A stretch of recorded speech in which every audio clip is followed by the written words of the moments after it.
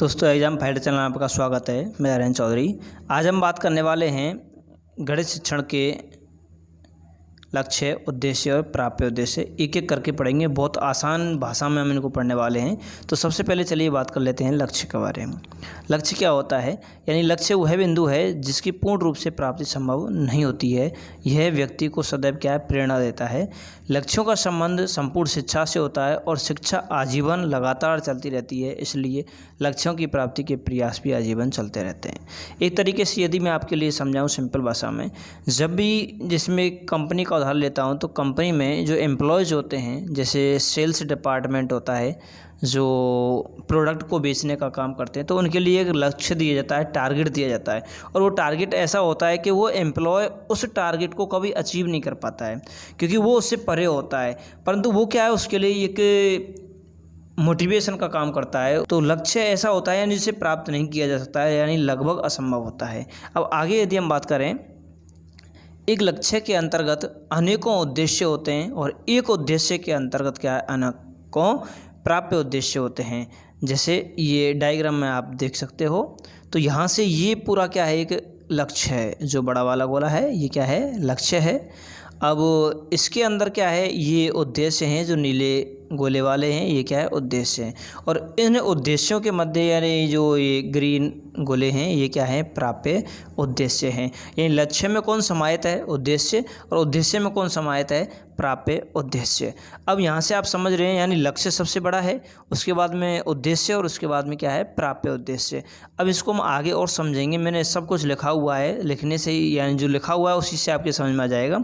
ये कह रहा है कि लक्ष्य और उद्देश्य के मध्य जो संबंध होता है, लक्ष्य और उद्देश्य के मध्य जो संबंध होता है, वही संबंध उद्देश्य और प्राप्य उद्देश्य के मध्य होता है, एवं वही संबंध प्राप्य उद्देश्य और कक्षागत शिक्षण के मध्य होता है।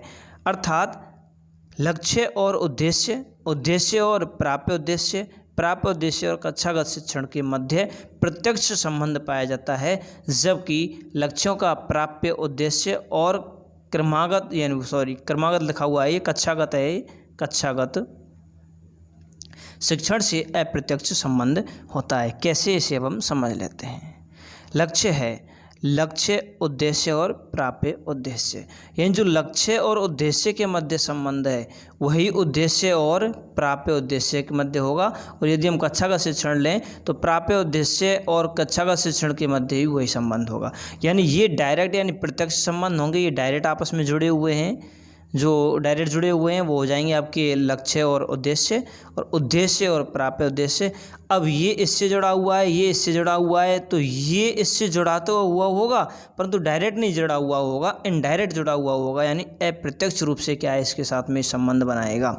क्योंकि यहाँ से जो इनकी प्राप्ति का क्रम है या निर्माण का क्रम है, किस प्रकार से प्राप्त किया जाता है, किस प्रकार से इसका निर्माण किया जाता है, तो वो भी हम आगे समझ लेते हैं। पॉइंट टू पॉइंट सभी समझ में आ जाएंगे कि छात्र और शिक्षक द्वारा सर्वप्रथम लक्ष्यों का निर्धारण किया जाता है, यानी कोई एक टारगेट बनाया जाएगा। लक्ष्यों के आधार पर उद्देश्य निर्मित किए जाते हैं। अब लक्ष्य को तोड़ा जाएगा और वो किस में तोड़ा जाएगा, उद्देश्यों में। अब उद्देश्य जब बना लिए जाएंगे तो उद्देश्यों को फिर तोड़ा जाएगा और वो किस में तोड़ा जाएगा, प्राप्य उद्देश्यों में तोड़ा जाएगा। अब यानी हमने सबसे बड़ी इकाई क्या ली, लक्ष्य। लक्ष्य से छोटे क्या हुआ, उद्देश्य, और उद्देश्य से छोटा क्या हुआ, प्राप्य उद्देश्य। यानी इस तरीके से इनको बनाया जाएगा, निर्माण किया जाएगा। अब इनको प्राप्त कैसे किया जाएगा, सर्वप्रथम प्राप्य उद्देश्यों की प्राप्त की जाती है और प्राप्य उद्देश्यों के आधार पर उद्देश्य प्राप्त किए जाते हैं और उद्देश्यों के आधार पर लक्ष्य को प्राप्त करने का प्रयास किया जाता है। जैसे हम कहें कि ये गणित है। अब जो गणित विषय है, इस गणित विषय पे हमें यानी पूर्ण अधिकार कराना, इसको सीखना है, पूरी तरीके से सीखना है। तो ये किस में बन जाएगा आपका, यानी एक तरीके से क्या हो गया, ये लक्ष्य हो गया, गणित को सीखना है। अब ऐसा तो है नहीं है कि गणित को हम सीख लें, एक साथ में ही सीख लें, यानी क्या बनना पड़ेगा, उद्देश्य। अब उद्देश्य क्या निकल के आएंगे इसमें से कि गणित के हमने पार्ट कर लिए, गणित की क्या कर लिए, पार्ट कर लिए। जैसे बीज गणित है, अंक गणित है, रेखा गणित है, इस प्रकार से पार्ट कर लिए, तो ये किस में आ जाएंगे, उद्देश्य में आ जाएंगे। अब यहाँ से जो ये पार्ट हो गए उद्देश्य के रूप में, जैसे अंकगणित पार्ट हुआ, बीजगणित हुआ, अब अंकगणित के भी क्या कर देंगे हम, पार्ट कर देंगे। उसमें जो भी आपके टॉपिक्स होंगे उन टॉपिक्स में उसको डिवाइड कर देंगे और वो टॉपिक्स क्या बन गए, प्राप्य उद्देश्य बन जाएंगे। तो इसी प्रकार से हम कहें तो सबसे पहले हम किसी प्राप्ति करेंगे, प्राप्य उद्देश्य, यानी हमें वो टॉपिक्स हल करने हैं जो हमने प्राप्य उद्देश्य के रूप में बनाए हैं। उसके बाद में वो संपूर्ण किताब कौन सी, जो बीजगणित की है या अंकगणित की है। उसके बाद में लक्ष्य, यानी हम उद्देश्यों को अचीव करेंगे, बीजगणित की तैयार करेंगे, फिर अंकगणित की तैयार करेंगे, रेखागणित की तैयार करेंगे, और उसके बाद में हम क्या करेंगे, संपूर्ण गणित पर अपना प्रभुत्व जमाएंगे, यानी उसे सीखने की कोशिश करेंगे। संपूर्ण गणित को सीखने के एक लक्ष्य को हम प्राप्त करना चाहेंगे, और ये हमेशा क्या होता है, असंभव की ओर होता है, ये बहुत कठिन होता है, जिसकी प्राप्ति लगभग यानी संपूर्ण तरीके से नहीं की जा सकती है। तो नेक्स्ट हम समझते हैं आगे, प्राप्ति स्वरूप, समय और सहयोगी। अब यहाँ से देखें लक्ष्य, उद्देश्य और प्राप्य उद्देश्य। लक्ष्य का जो स्वरूप है यानी जो शिक्षा है, एक तरीके से क्या हो गई, लक्ष्य हो गई। उद्देश्य यानी जो विषय हैं शिक्षा में, जो भी विषय हम जैसे पढ़ रहे हैं वो क्या बन गए, उद्देश्य बन गए। प्राप्य उद्देश्य क्या हो गई, एक शिक्षण बिंदु, यानी विषय में किसी एक शिक्षण बिंदु के ऊपर हम बात कर लें तो वो क्या बन जाएगा, प्राप्य उद्देश्य बन जाएगा। अब बात कर लेते हैं हम सहयोगी यानी समय।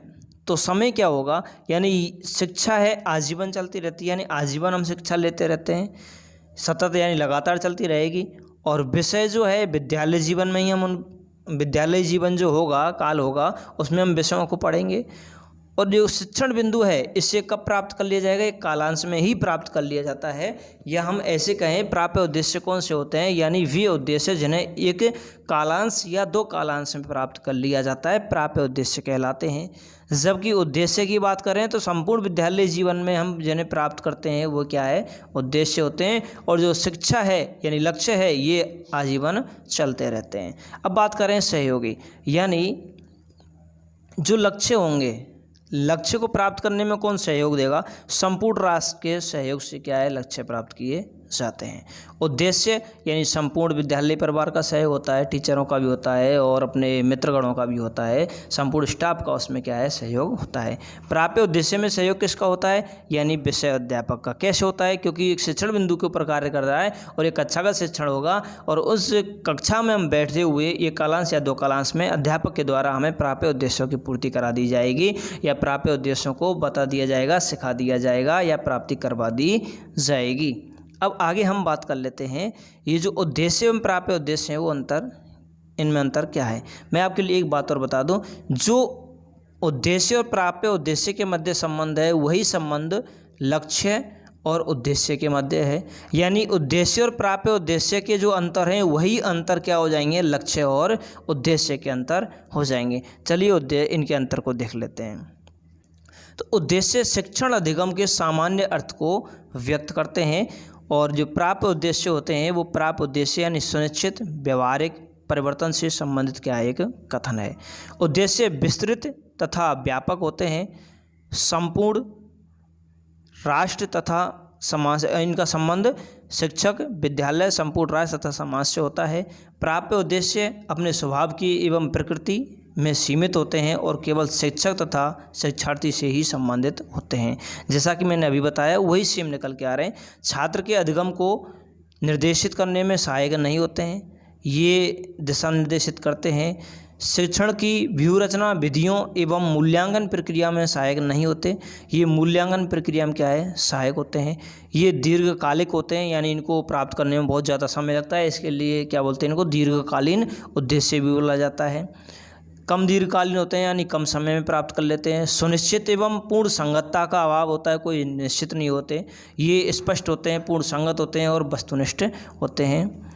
नेक्स्ट है, यह सदैव आदर्शों पर आधारित होते हैं जिन्हें पूर्णतः प्राप्त करना संभव नहीं है, जबकि समयानुकूल इनकी संप्राप्ति जांच परीक्षणों आदि से हम कर लेते हैं। इनका क्षेत्र असीमित है जबकि इनका क्षेत्र क्या है, सीमित है। तो दोस्तों धन्यवाद। इससे आगे हम पढ़ेंगे और अगला टॉपिक जो इसी से रिलेटेड होगा उसमें हम क्वेश्चंस भी हल करने वाले हैं। यदि आपने हमारा चैनल सब्सक्राइब नहीं किया है तो चैनल सब्सक्राइब कर लें और बेल आइकन का बटन दबा लें। धन्यवाद।